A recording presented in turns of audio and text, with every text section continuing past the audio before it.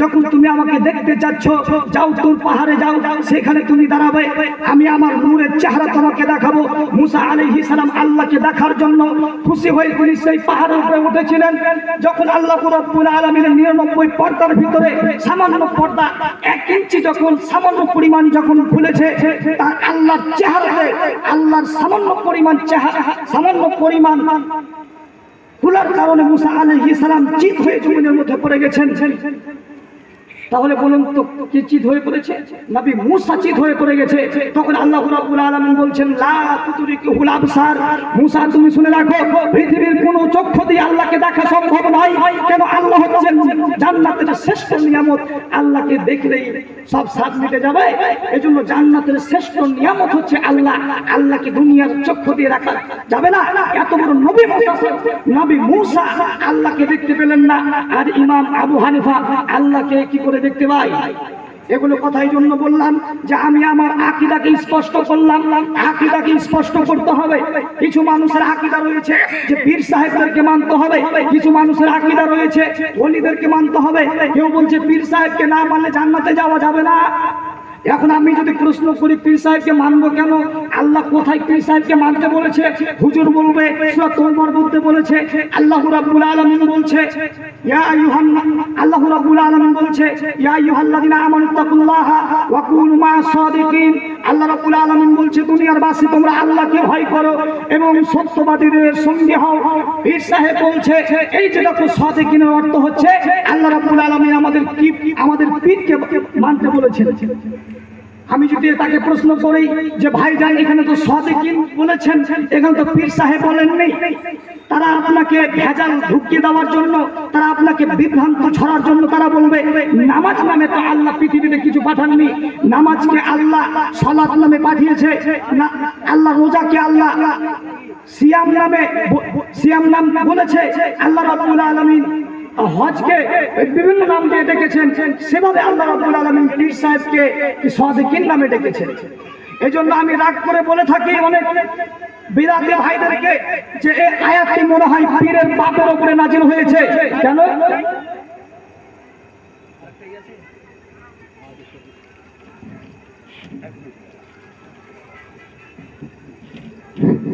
আসসালামু আলাইকুম। আপনারা সকলেই জানেন যে এই মুরাশুদি পাড়ায় মসজিদের উন্নতি কল্পে একটি জালসার আয়োজন করা হয়েছে, ধর্মীয় জালসার আয়োজন করা হয়েছে। তা আপনারা 365 দিন দোকানপাটে সারা জীবন কাটিয়ে দিলেন, বয়স কারো 40, 50, 60, 80 বছর করে দিয়েছেন। তো আজকে আমি অনুরোধ রাখছিলাম যে দোকানপাটের সময়টাকে একটু পিছনে সরিয়ে এই ধর্মীয় মহফিলে আসুন এবং অশেষ পুণ্যের ভাগী হন। রাত প্রায় 6:30 হতে চললো। এখন থেকে যদি আমরা বক্তা না দিই তো বক্তার পিরিয়ড শেষ হবে না। খালি মাঠে বক্তা দিয়ে বক্তৃতা শোনা সম্ভব নয় এবং বক্তার বক্তৃতা দিতেও ভালো লাগবে না। তাই আমি বলছিলাম আপনারা যেখানে আছেন দয়া করে জাতি ধর্ম নির্বিশেষে পুরুষ মহিলা সকলেই এই মহতী প্যান্ডেলে এসে উপস্থিত হন। আর খাওয়ার ডেলিগেট স্টার্ট হয়ে গেছে, যারা খাবেন ওখানে গিয়ে কুপন কেটে খেয়ে আসেন। আর আপনারা দয়া করে দোকানপাটে না থেকে এখানে চলে আসুন।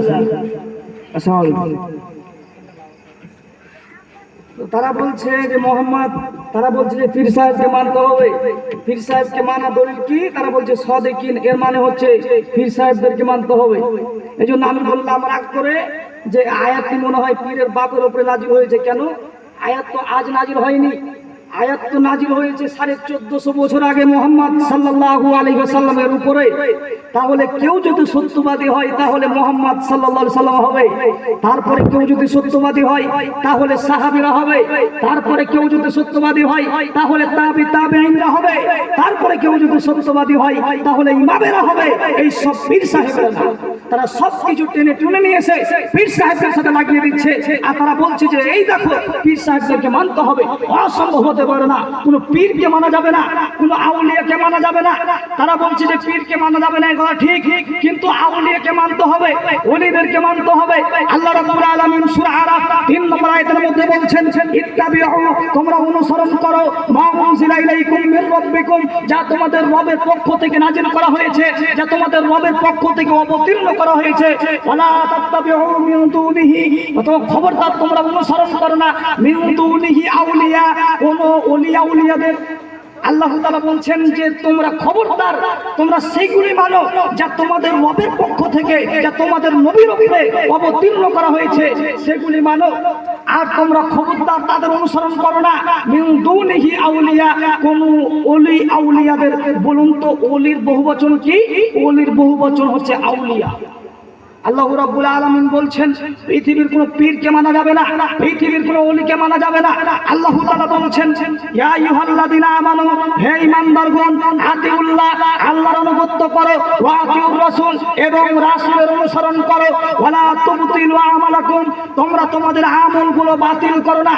আল্লাহ রাব্বুল আলামিন আল্লাহকে মানতে বললেন, রাসূলকে মানতে বললেন, তারপরে পরে আল্লাহ রাব্বুল আলামিন কেন বললেন যে তোমরা তোমাদের আমলগুলো বাতিল করো না?